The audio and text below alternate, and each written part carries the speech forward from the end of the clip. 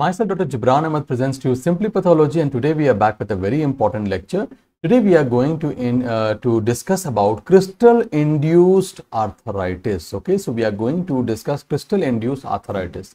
So we have to understand that crystals can be generated by endogenous substances or they can be generated by exogenous substances. So what are the endogenous substances that can lead to crystal-induced arthritis? So number one, the deposition of monosodium urate that can lead to gout. Then the deposition of calcium pyrophosphate dihydrate called as CPPD that can lead to a condition called as a pseudo gout, and there can be deposition of crystals of basic calcium phosphate as well.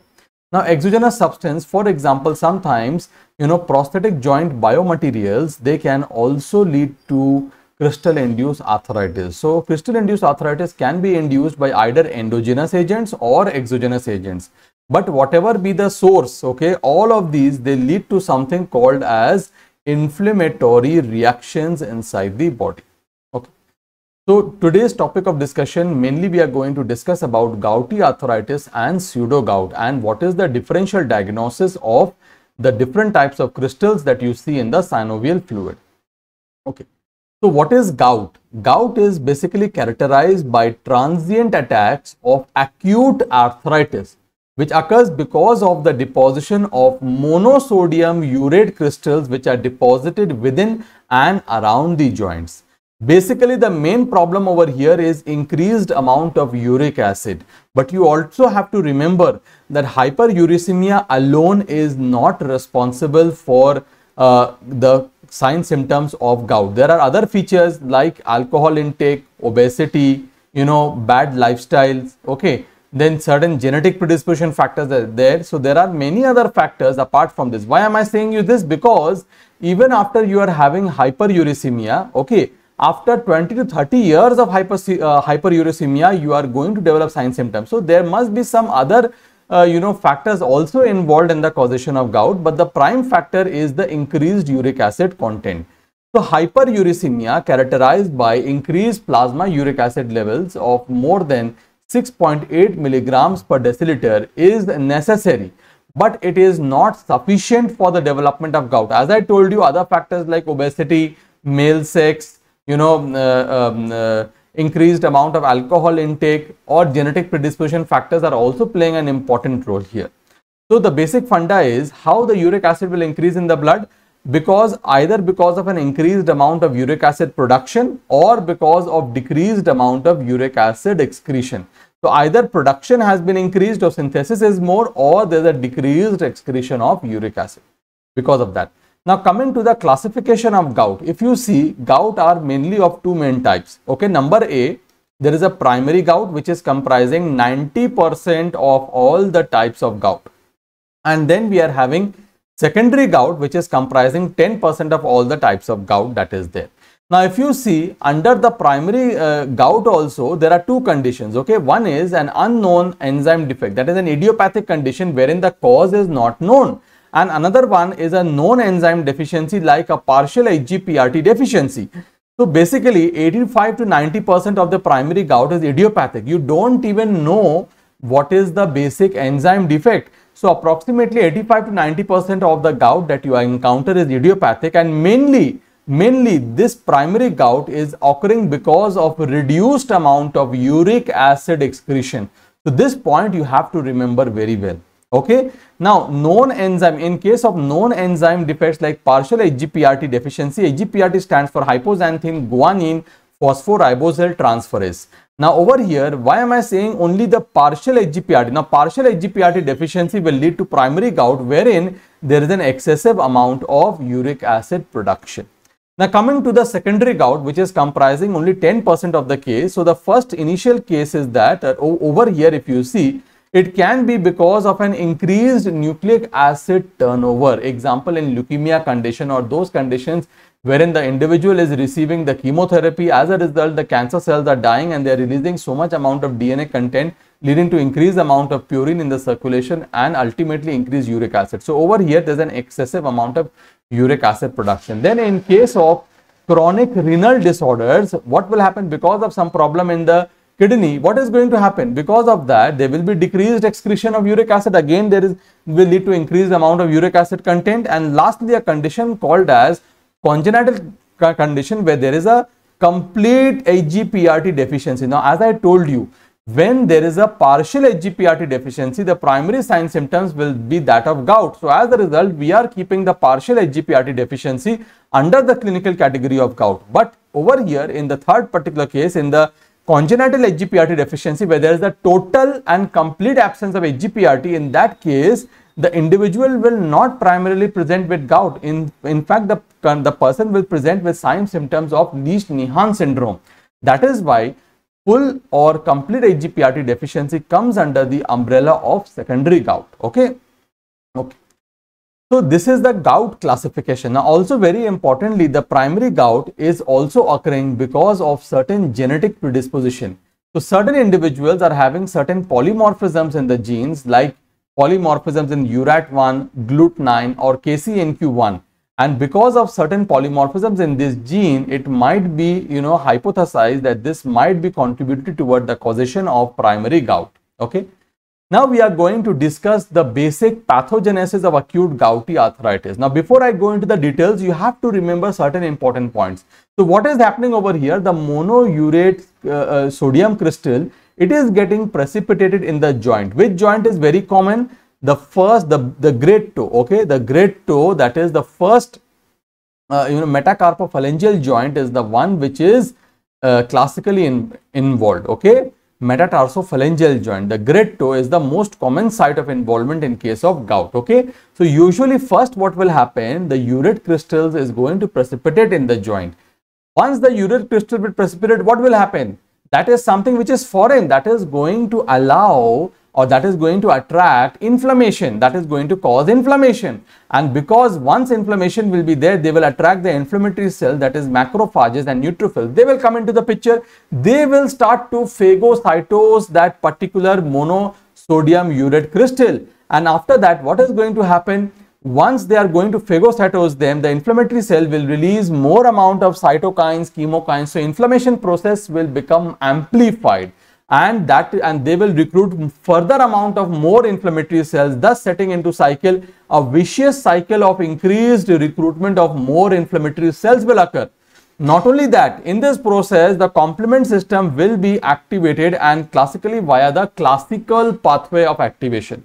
And ultimately, because of this so much activation of the inflammatory system, or so much inflammation is there, ultimately there will be tissue injury and inflammation is going to start. So to go more into the detail, this is a basic plan, a basic pathogenesis that is occurring. So once there is hyperuricemia, along with that additional factors also which is playing a role, there will be precipitation of urate. The monosodium urate crystals will precipitate inside the joint. Most commonly, I told, it is the first metatarsophalangeal joint, that is the great toe. So they will be phagocytosed by the macrophages. Okay, so once they are phagocytosed by the macrophages as well as the neutrophils, what will happen? They are going to activate the inflammasome, and they will release very important cytokine, that is interleukin number 1. Now this interleukin number 1, if you remember, they are going to stimulate attraction of other neutrophils, so they will cause more neutrophil chemotaxis. Because of the ongoing inflammation, there will be release of inflammatory mediators like leukotriene B4, which is again an important chemoattractant for neutrophil. Certain prostaglandins and free radicals will be released, that is going to propagate inflammation, and where inflammation is there, they are going to attract more inflammatory cells. So again, and there is further excretion of more chemokines and cytokines that ultimately is going to propagate the inflammatory reaction. So what is going to happen, that over here tissue injury and inflammation has already set in. Now as a result, what is going to happen, because of these macrophages and neutrophils that are there, they are going to release more amount of cytokines, chemokine, where at this joint space, they will cause release of more amount of proteases, that is going to degrade the proteoglycans, that is going to ultimately cause cartilage damage. So there is more tissue injury and inflammation, joint inflammation is there. Now whatever neutrophils that was coming into the picture, they will again phagocytose more amount of monosodium urate crystal, and as they are going to phagocytose that, what is going to happen? they are going to form phagolysosomes that is going to engulf the monosodium urate crystals, and as a result this will cause that phagolysosome, because of the release of the crystals from the phagolysosome, they will further cause the lysis of the neutrophils, the release of the crystals will be there, and ultimately along with the phagolysosome rupture there will be release of lysosomal enzymes also, and this lysosomal enzyme that will be released will further cause more inflammation, because all the enzymes, free radicals, all the content are there inside the lysosomes, and that is going to propagate more amount of inflammation. So lysosomes are containing those particular substances which are used to kill the microorganism. Now think, if the lysosomal content, normally they are contained inside the lysosome, if they come out, then what is going to happen? More amount of tissue injury and inflammation will occur. So this is the entire picture of pathogenesis of acute gouty arthritis. So this initial attack of acute gout, it is going to remit spontaneously in few days to weeks. Okay, they are going to remit. Initial attacks will remit by its own only, they will remit. Now repeated acute attacks, when it occurs, there will be two things that will happen. Number one, there will be formation of tophus. What is a tophi? It is nothing but it is an aggregate of monosodium urate crystals and inflammatory tissue in the inflamed synovial membrane as well as in the periarticular tissue. That is what is called as a tophi. I will talk about that in details in the morphology. Secondly, as I told you, because of such a severe inflammation, there will be severe cartilage damage, and ultimately there might be, osteoarthritis like condition with decreased joint space and severe cartilage damage as well. Now you have to understand one important thing over here, that only 10% of individuals who are having hyperuricemia, they will develop gout. So that means that other factors are also playing an important role. For example, the age and duration. For example, hyperuricemia should last for approximately 20 to 30 years, and after that only the symptoms of gout is coming. Okay, male sex, okay, they are predisposed. Increased alcohol intake, obesity, these are all risk factors for gout. Drugs, for example, there are certain drugs that is reducing the excretion of uric acid. For example, what is there? For example, thiazide group of drugs. And even genetic predisposition that I have already spoken before, that genetic predisposition has also an important role in case of primary gout. Okay. Now coming to the next leg, that is the morphology of our gout. So morphologically, there are four important stages or four important things that can occur. One is there can be acute arthritis that we have already spoken about. Then chronic tophaceous arthritis, where there is a tophi deposition. Okay, then there is what is a tophi and urate nephropathy. So acute arthritis, as we have already discussed, it is an acute condition. So that is characterized mainly by dense neutrophilic infiltrate in the synovium as well as in the synovial fluid. Along with that, you will see the formation of slender needle-shaped urate crystals, which is present not only in the synovium but also in the cytoplasm of the neutrophil. So let us see with the help of diagram. Over here, this is an aspirate. This diagram is showing an aspirate from the joint which is affected by gout. So over here there is an acute gout. So what are the predominant cells over here that we can appreciate? These are the neutrophils that we can appreciate over here. And very important thing, you can appreciate that there is certain needle-shaped crystals inside the cytoplasm, plus it is also present in the synovium. So this crystal is present in the synovium, and these crystals, as you can see, they are present inside the cytoplasm of the neutrophils, as we can appreciate. So this is another neutrophil. If you see in the cytoplasm, you are seeing certain crystals, as we can appreciate over here. Okay, this is again another we can appreciate, this is another neutrophil. If you look at the cytoplasm, that is containing again the crystals. Okay, this is how you see in the acute gout. Okay, now coming to chronic tophaceous arthritis and the formation of tophus. Now it occurs, chronic tophaceous arthritis will occur because of repetitive acute attacks and precipitation of urate crystals. Very important point. Secondly, urate, if you see, they start to deposit in the synovium. Okay, urate crystals, they start to deposit in the synovium, and because of constant deposition of this urate crystal, so there will be chronic low-grade inflammation. As a result, you know that in the long term there will be M2 macrophages that will come into the picture, that is going to stimulate the fibrosis. So there will be more fibrosis, there will be thickening of the membrane, there will be more inflammatory cells that will lead to the formation of what is called as a pannus. We call it as the tissue pannus. Okay, and pannus, if you remember, we had already read in rheumatoid arthritis also that we were seeing pannus. So they are going to destroy the cartilage and ultimately can lead to joint fusion and joint deformities also. Now, what is the tophi? Tophi, very important MCQ. It is the pathological hallmark of gout. So it is made up of urate crystals along with the inflammatory cells that is surrounding the fibroblast which is surrounding. Along with that, you will see the foreign body giant cells. These three things together, they are forming the tophi. Now, where is the tophus present? The tophus is present in the articular cartilage, number one. Okay.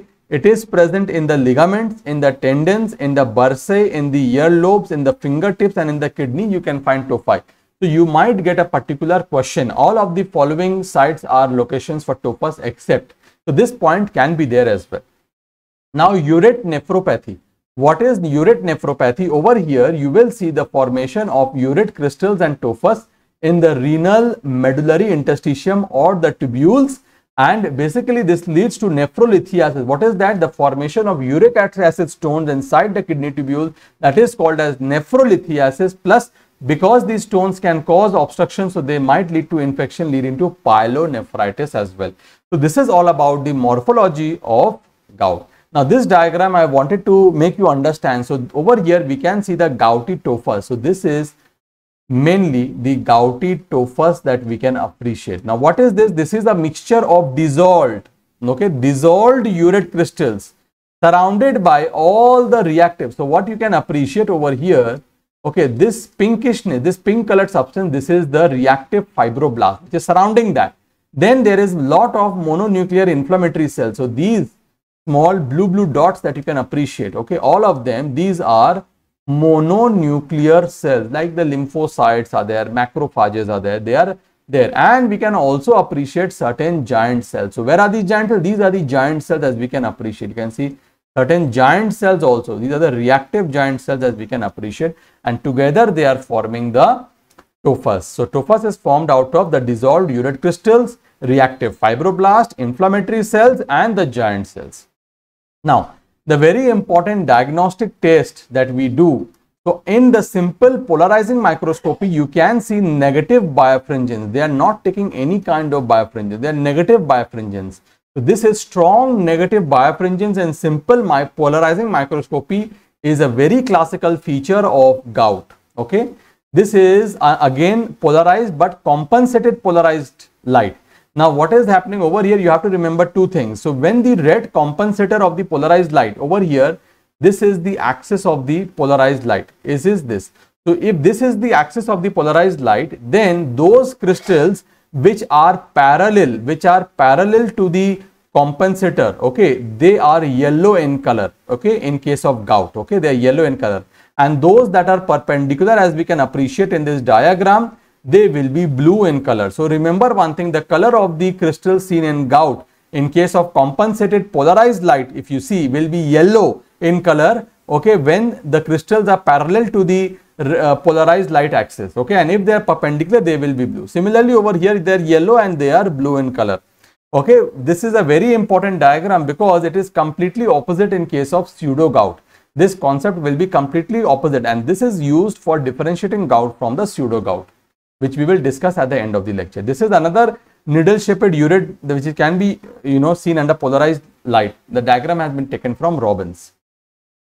So, what are the clinical features of gout? Okay, initially they will have manifestations of acute arthritis, acute gout, characterized by sudden onset excruciating joint pain. Some mild fever might also be there.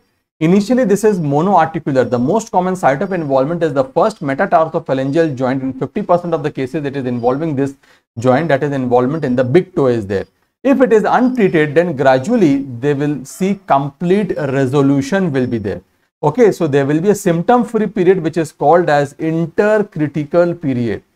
So most of the individuals, okay, they will have a second acute episode which will be followed in few months or years. But there are certain individuals that may not have any second acute episode. If, for example, you do not give any treatment to such patients, then the attacks will start to occur at shorter interval, and it will involve more than one joint, so it will become polyarticular. Now, chronic tophaceous gout, it occurs at 10 years after the initial acute attack. Over here, there will be classical bone erosion. So, two bones which are juxta-articular articulating with each other. Okay, because of the cartilage damage, the bone erosion will start and there will be loss of joint space as well. So coming to the treatment part of gout, so there is a non-pharmacological treatment and there is a pharmacological treatment of gout. So non-pharmacological treatment aims at weight loss, decrease purine intake. So you should decrease the intake of red meat, dal, seafood, certain seafood like sardines, decrease in intake of alcohol, decrease sweetened beverage intake, and you should carry out regular exercise. These are the non-pharmacological treatments of gout. What is the pharmacological treatment of gout? If you see, there are two important. Now it depends on the stage. If there is an acute gout, so the problem over there is a lot of pain is there. So we have to subside the inflammation. So we will use NSAIDs except aspirin. Aspirin is contraindicated in gout because it can increase the uric acid levels and can precipitate the attack of gout. Then we can use colchicine and we can use steroids. So these are the three important treatments for acute gout. In case of chronic gout, the treatment is divided into three main things. The first two important, you should decrease the synthesis of uric acid. How you can do? By inhibiting the xanthine oxidase. So what are the xanthine oxidase inhibitors? We are having allopurinol and we are having febuxostat. Second important strategy, we can increase the uric acid excretion in the urine. So for that, we are using probenecid and we are using sulfenparazone, which can increase the excretion of uric acid. Thus, they can decrease the serum uric acid levels. And the latest therapy is to increase the metabolism of uric acid, wherein a recombinant agent is used, that is the RAS buricase is being used as of now. So these are the treatment for acute and as well as chronic gout, the pharmacological and non-pharmacological treatment. So with this, we have completed our gout. Now we are going to start the second important topic for today's lecture.